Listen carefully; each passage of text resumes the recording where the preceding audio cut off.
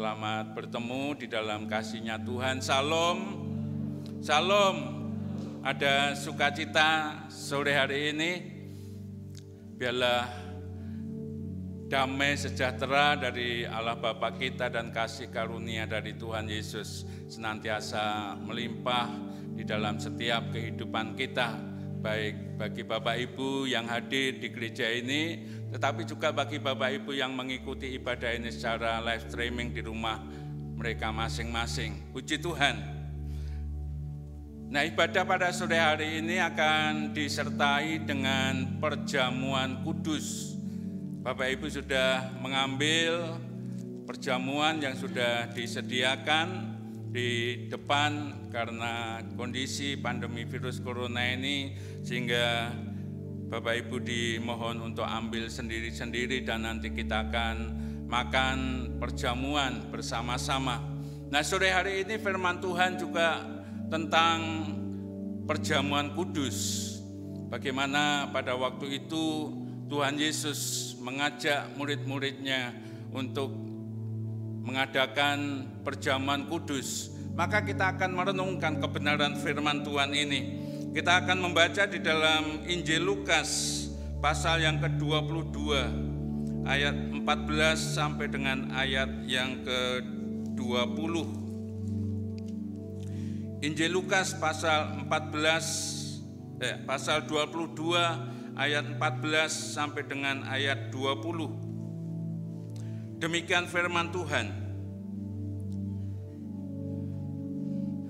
Judul perikopnya oleh LAI diberi judul Penetapan Perjamuan Malam. Ketika tiba saatnya, Tuhan Yesus duduk makan bersama-sama dengan rasul-rasulnya. Katanya kepada mereka, "Aku sangat rindu makan Paskah ini bersama-sama dengan kamu sebelum aku menderita. Sebab aku berkata kepadamu, aku tidak akan memakannya lagi sampai ia beroleh kegenapannya dalam kerajaan Allah." Kemudian ia mengambil sebuah cawan, mengucap syukur, lalu berkata, "Ambillah ini dan bagikanlah di antara kamu. Sebab aku berkata kepada kamu, mulai dari sekarang ini aku tidak akan minum lagi hasil pokok anggur sampai kerajaan Allah telah datang." Lalu ia mengambil roti, mengucap syukur, memecah-mecahkannya dan memberikannya kepada mereka. Katanya, "Inilah tubuhku yang diserahkan bagi kamu. Perbuatlah ini menjadi peringatan akan aku." Demikian juga dibuatnya dengan cawan sesudah makan. Ia berkata, "Cawan ini adalah perjanjian baru oleh darahku yang ditumpahkan bagi kamu." Puji Tuhan. Bapak, Ibu, dan saudara yang dikasihi Tuhan, sebelum Tuhan Yesus menderita dan akhirnya mati di atas kayu salib, pada waktu itu Tuhan Yesus bertepatan dengan hari Paskah, mengajak kepada murid-muridnya untuk mengikuti atau mengadakan perjamuan kudus. Dikatakan bahwa aku sangat rindu. Tuhan Yesus sangat rindu untuk mengadakan perjamuan kudus dengan murid-muridnya sebelum Tuhan Yesus akhirnya menderita dan mati di atas kayu salib. Artinya bahwa perjamuan kudus yang kita adakan dan kita ikut ambil bagian di dalamnya itu bukan sekedar satu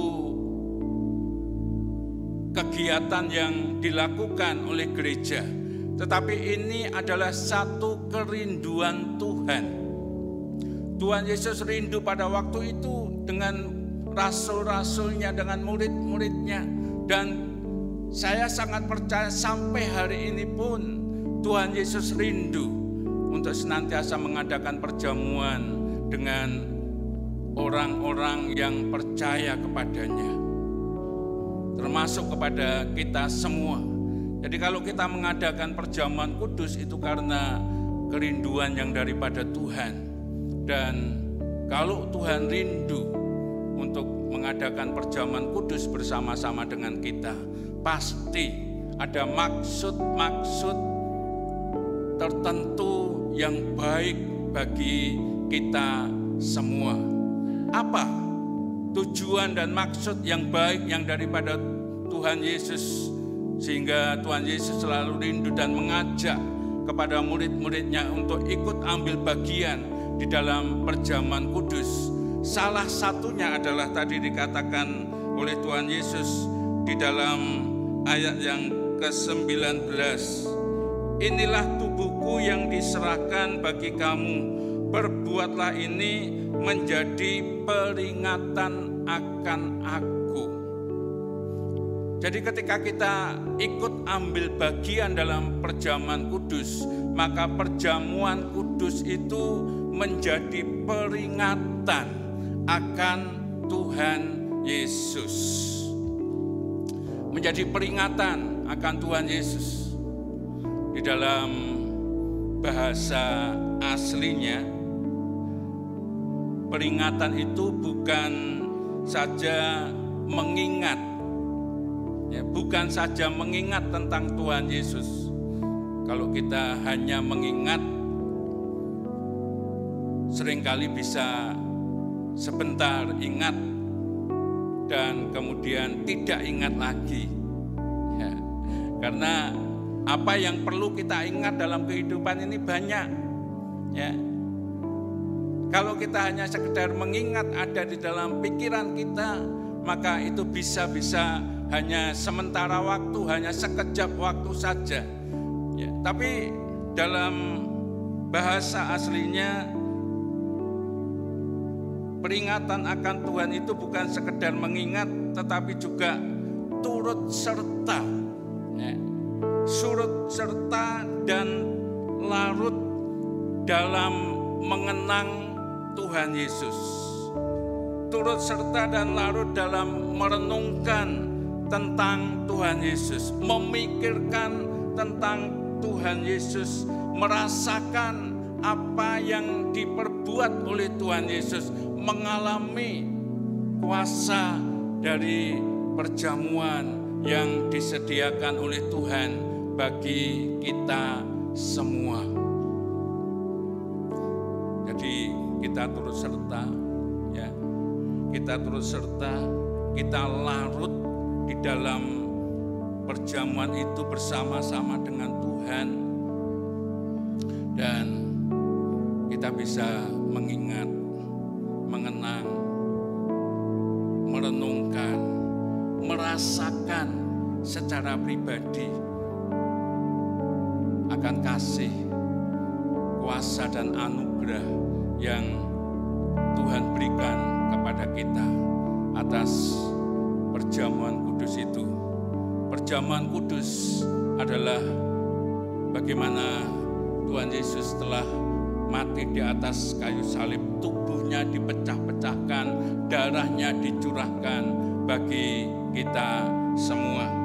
Nah, oleh sebab itu Bapak, Ibu, dan Saudara yang dikasihi Tuhan, kalau pada waktu itu Tuhan Yesus dengan kerinduan yang mendalam mengajak murid-muridnya, bagi kita sekarang orang yang percaya kepadanya, untuk ikut ambil bagian dalam perjamuan kudus adalah agar supaya murid-muridnya, agar supaya kita semua terus menerus, ya, tidak henti-hentinya mengingat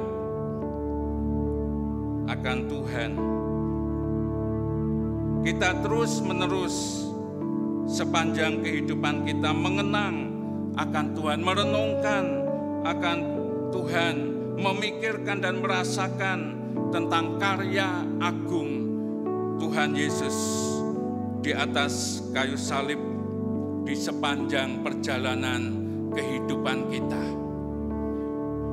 Bukan saja ketika kita ikut ambil bagian di dalam perjamuan kudus, tetapi setelah kita mengikuti perjamuan kudus itu, kita tetap mengingat tentang Tuhan.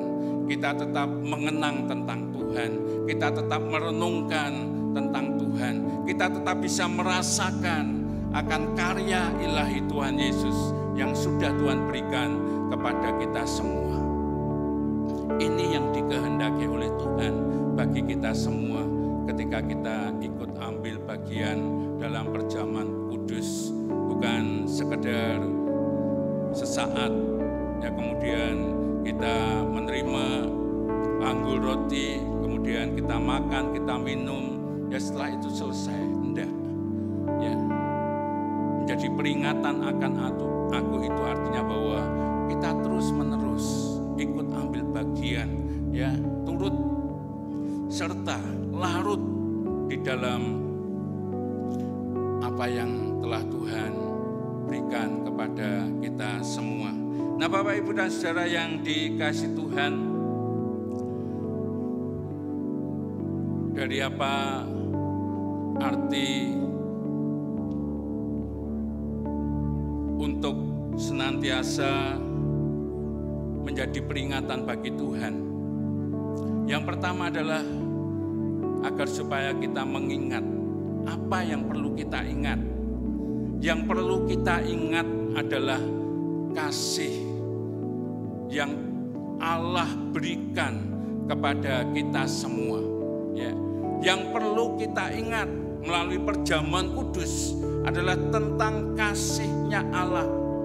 Di dalam Injil Yohanes pasal yang ke-3 ya, ayat yang ke-16, satu ayat yang mendasari tentang semuanya di dalam setiap kehidupan kita itu, karena begitu besar kasih Allah bagi kita semua. Saya bacakan di dalam Yohanes 3 ayat 16. Karena begitu besar kasih Allah akan dunia ini, sehingga Ia telah mengaruniakan anaknya yang tunggal, supaya setiap orang yang percaya kepadanya tidak binasa, melainkan beroleh hidup yang kekal. Melalui perjamuan kudus, yang perlu bagi kita adalah mengingat akan kasih Tuhan. Dikatakan di dalam Injil Yohanes pasal 3 ayat 16 ini, karena begitu besar. Kalau dikatakan begitu besar, ya artinya tidak bisa diukur. Seringkali digambarkan kalau langit itu jadi kertasnya dan air laut itu menjadi tintanya, belum cukup untuk menuliskan, menggambarkan akan kasih yang daripada Tuhan bagi setiap kehidupan kita. Maka dikatakan begitu besar apa yang dimiliki oleh Allah yang sangat berharga, yaitu putranya yang tunggal diberikan kepada kita. Ya. Diberikan kepada kita tanpa ada maksud-maksud tertentu untuk kepentingan Allah sendiri. Tetapi apa yang diberikan kepada kita, kasih-Nya yang diberikan kepada kita semata-mata adalah untuk kepentingan kita. Semata-mata adalah untuk keuntungan kita. Semata-mata adalah untuk kebaikan kita. Dan kita menyadari tanpa kasih yang daripada Tuhan, kita yang hidup di dalam dosa tetap ada di dalam dosa. Dan firman Tuhan mengatakan bahwa upah dosa itu adalah maut, binasa. Artinya kita tidak pernah punya pengharapan, kita tidak pernah punya kepastian masa depan kita tanpa kasih yang daripada Tuhan. Ini yang perlu kita ingat terus di dalam kehidupan kita. Kalau sekarang ini kita ada sebagaimana adanya, itu semua karena kasih-Nya. Kasih Tuhan yang begitu besar yang telah Tuhan berikan kepada kita, yaitu anaknya yang tunggal, supaya kita yang percaya kepadanya tidak binasa.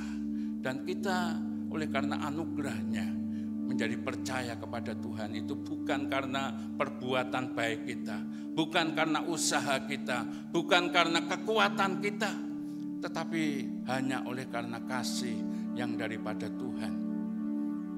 Oleh sebab itu Bapak, Ibu, dan Saudara yang dikasihi Tuhan, ketika kita mengingat kasih Tuhan, membawa kepada kita untuk senantiasa bersyukur kepada Tuhan.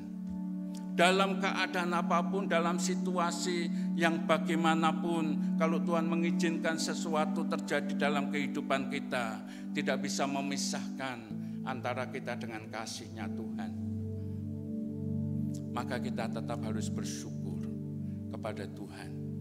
Bersyukurlah di dalam segala perkara, sebab itulah yang juga dikehendaki Tuhan bagi kita di dalam Kristus Yesus Tuhan kita. Wujud syukur kita adalah kita senantiasa hidup di dalam kebenaran-kebenaran firman-Nya. Kita menjadi setia terus kepada Tuhan, sungguh-sungguh di dalam mengiring Tuhan, bahkan boleh mempersembahkan dari hidup kita ini yang terbaik bagi Tuhan. Bukan karena kita diharuskan oleh Tuhan, tapi wujud dari rasa syukur kita kepada Tuhan karena Tuhan sudah menganugerahkan, memberikan yang terbaik bagi kita.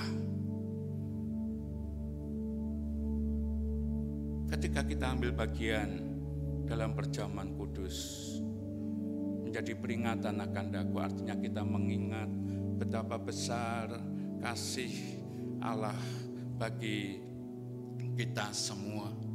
Tanpa kasih yang daripada Tuhan, kita ini bukan siapa-siapa. Ya, kita ini bukan siapa-siapa, tetapi oleh karena kasih Allah, kita sangat-sangat diperhitungkan oleh Tuhan. Kalau dulu kita menjadi seteru Allah, sekarang kita diperdamaikan dengan Allah. Boleh menyebut Allah adalah Bapa kita. Itu semua karena kasih-Nya. Maka kita perlu bersyukur. Ya. Kita terus mau dekat dengan Tuhan. Kita mau terus bersyukur kepada Tuhan. Kita mau terus hidup di dalam kebenaran-kebenaran firman-Nya. Karena Tuhan setelah menyatakan kasih-Nya kepada kita semua. Puji Tuhan. Itu yang pertama. Kemudian yang kedua, apa yang perlu kita kenang, yang harus kita kenang dari atau melalui perjamuan kudus ini?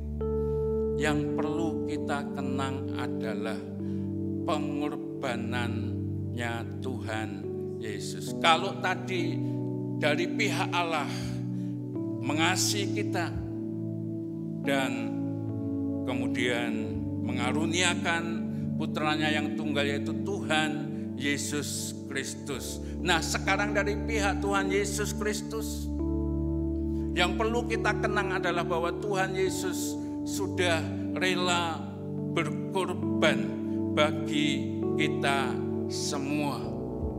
Kalau kita membaca di dalam Injil Yohanes pasal yang ke-15, ayat yang ke-13, dikatakan, tidak ada kasih yang lebih besar daripada kasih seorang yang memberikan nyawanya untuk sahabat-sahabatnya. Pengorbanan Tuhan Yesus itu adalah wujud dari kasih Allah, dan apa yang sudah Tuhan Yesus kerjakan bagi kita semua, itu yang perlu kita kenang terus di dalam setiap kehidupan kita. Tuhan Yesus sudah rela meninggalkan tahta kemuliaannya, kemudian datang ke dunia ini. Dia meninggalkan segala atribut kealahannya, ya, menjadi sama dengan manusia. Manusia bukan kemudian memposisikan diri sebagai manusia yang berkuasa di dunia ini, manusia yang punya kedudukan di dunia ini, tetapi sebagai seorang hamba. Hamba yang taat sampai mati di atas kayu salib. Itu yang membuat kita sangat dihargai oleh Allah Bapa. Karena kita menerima Tuhan Yesus dan kita menerima pengorbanan yang daripada Tuhan. Bagi kita, jangan pernah dilupakan, jangan pernah mengabaikan tentang hari ini. Tapi mari kita terus menjadi satu kenangan di dalam setiap kehidupan kita. Kita selalu mengenang kalau bukan karena pengorbanan Tuhan Yesus, kita tidak pernah mendapatkan jaminan keselamatan.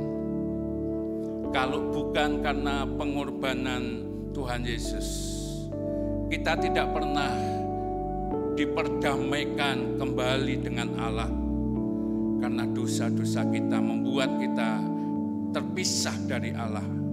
Kalau bukan karena pengorbanan Tuhan Yesus, kita masih tetap ada di bawah kuasa dosa. Dan kuasa dosa akan selalu membawa kepada kita kepada kebinasaan. Kalau bukan karena pengorbanan Tuhan Yesus, kita senantiasa hidup di bawah kuasa iblis yang akan membawa kepada kita jauh daripada Tuhan.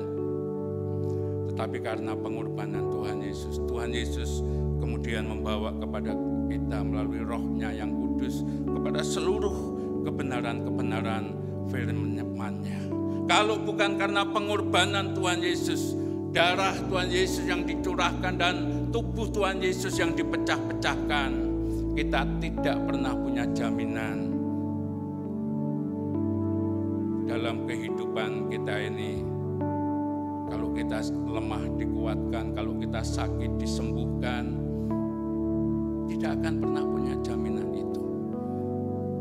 Kalau bukan karena pengorbanan Tuhan Yesus di atas kayu salib, kita tetap menjadi orang-orang yang sesat.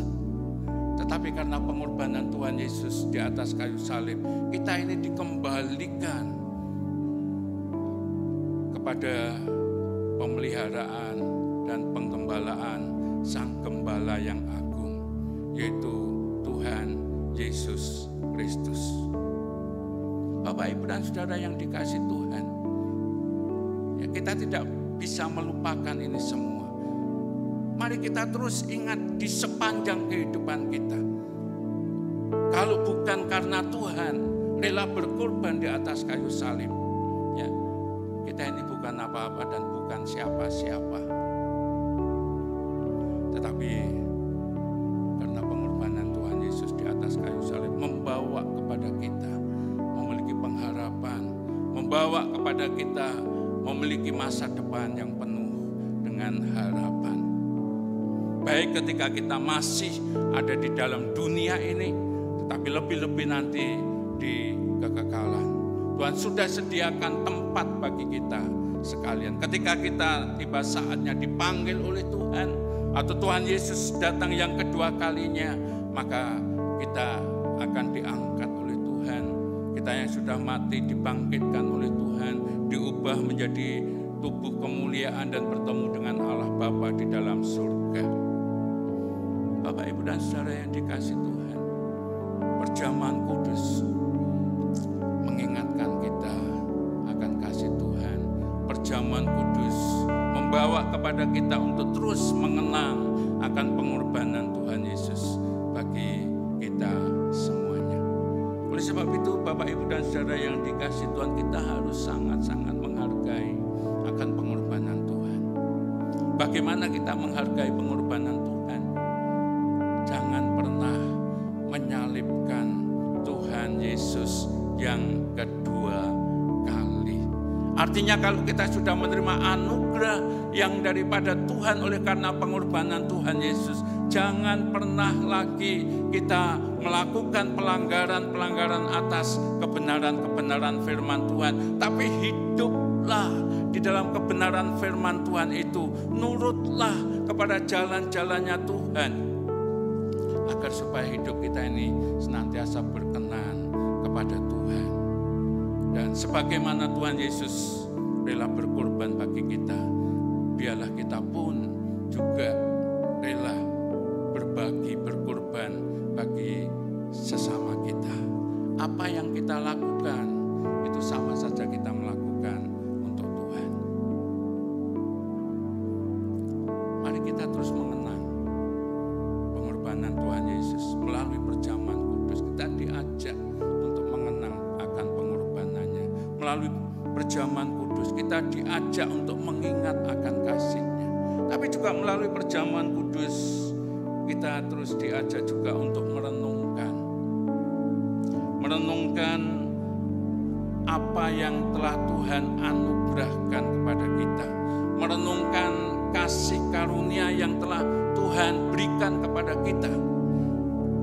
Kalau kita membaca di dalam surat 2 Petrus pasal yang pertama, surat 2 Petrus pasal yang pertama, ayat yang kedua dan ayat yang ketiga, atau kita baca sampai ayat yang keempat.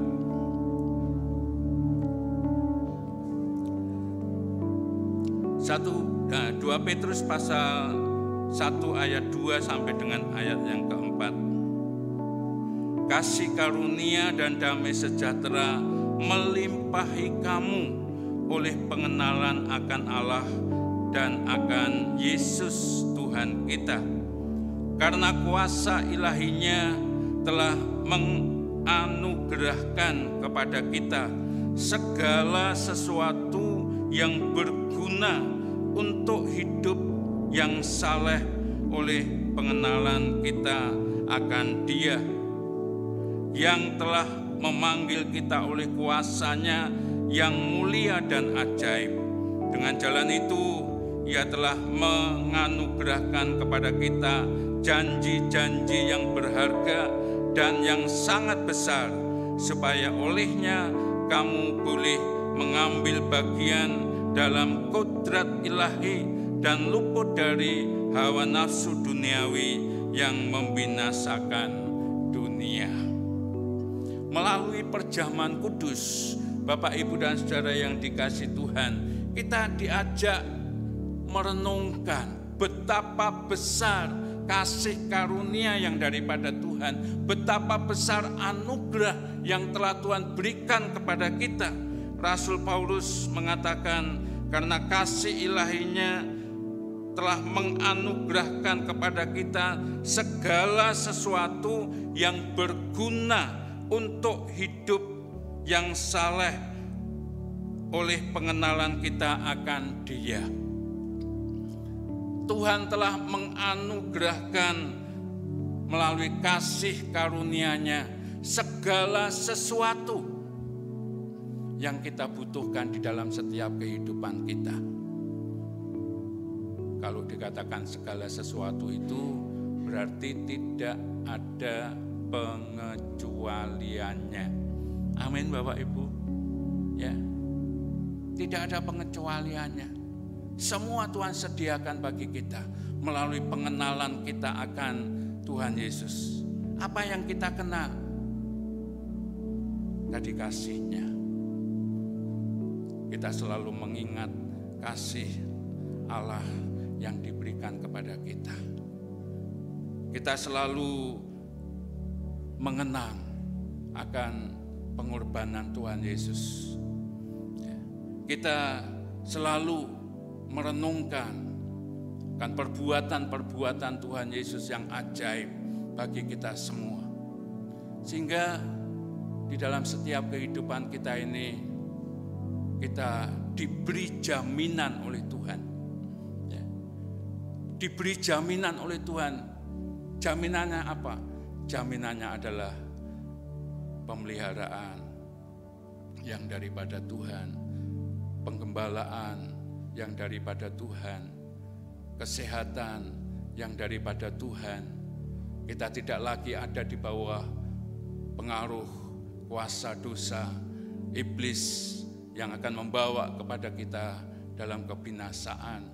Tetapi oleh karena pengorbanan Tuhan Yesus, kita sudah memiliki jaminan pengampunan dosa, jaminan keselamatan, jaminan kehidupan kekal. Apa yang tidak Tuhan berikan kepada kita? Ya, apa yang tidak Tuhan berikan kepada kita?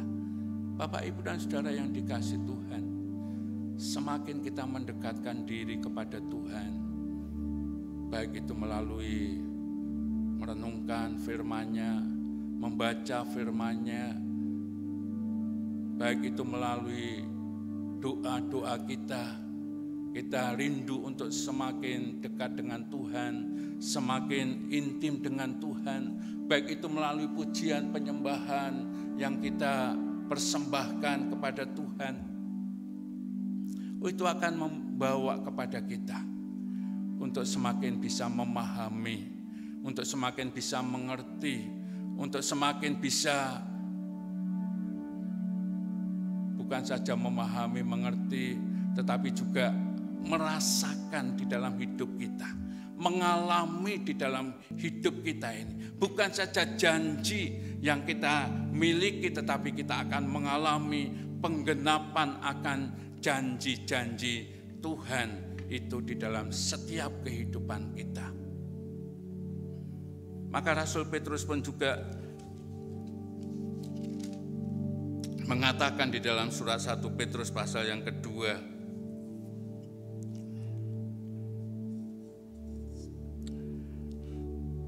ayat yang ke-24, 25. 1 Petrus pasal 2 ayat 24 dan ayat 25. Ia sendiri telah memikul dosa kita di dalam tubuhnya di kayu salib, supaya kita yang telah mati terhadap dosa hidup untuk kebenaran. Oleh bilur-bilurnya kamu telah sembuh, sebab dahulu kamu sesat seperti domba, tetapi sekarang kamu telah kembali kepada gembala dan pemelihara jiwamu.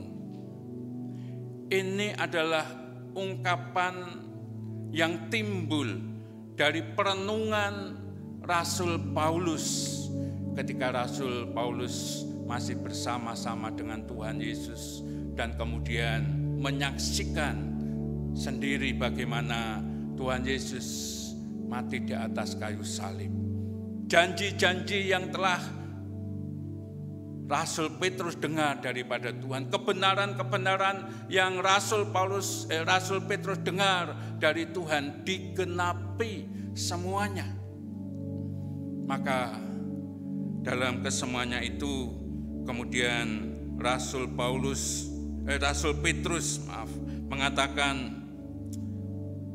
Tuhan Yesus sendiri yang telah memikul dosa kita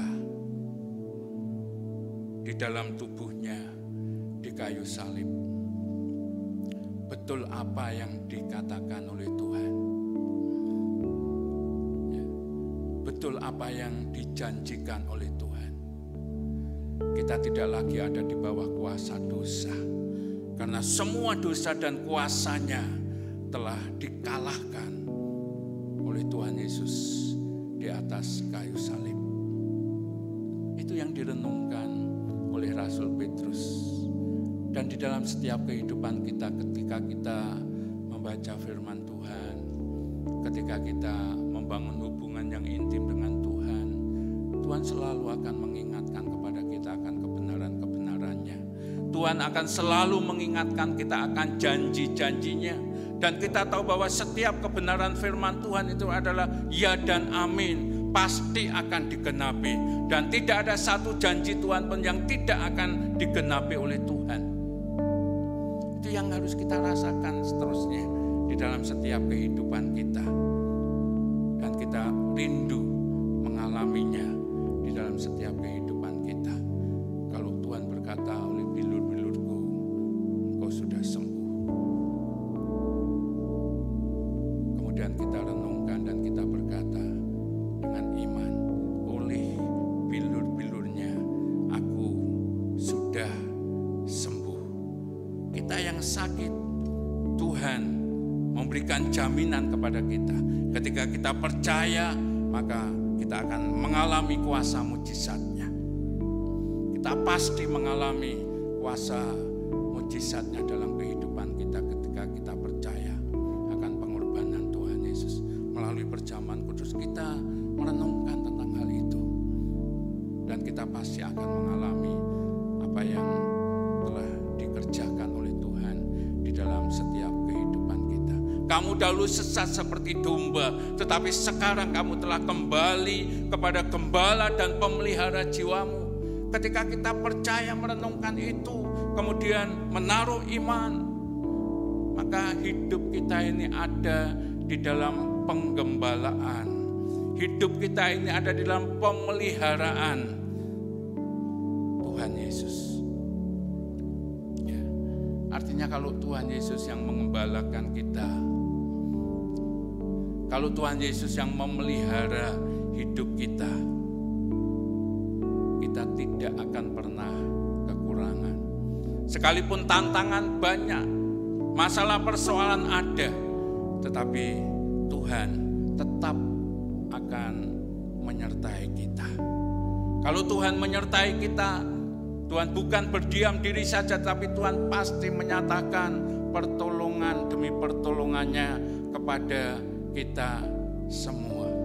Kalau nyawanya sendiri telah diserahkan bagi kita semua, apalagi untuk hal-hal yang lain, Tuhan pasti berikan kepada kita.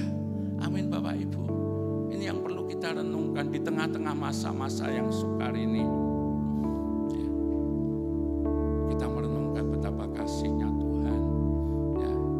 Kita selalu mengingat-ingat bagaimana pengorbanan Tuhan Yesus bagi kita, mengenang akan pengorbanannya Tuhan Yesus, merenungkan betapa baiknya Tuhan bagi kita semua,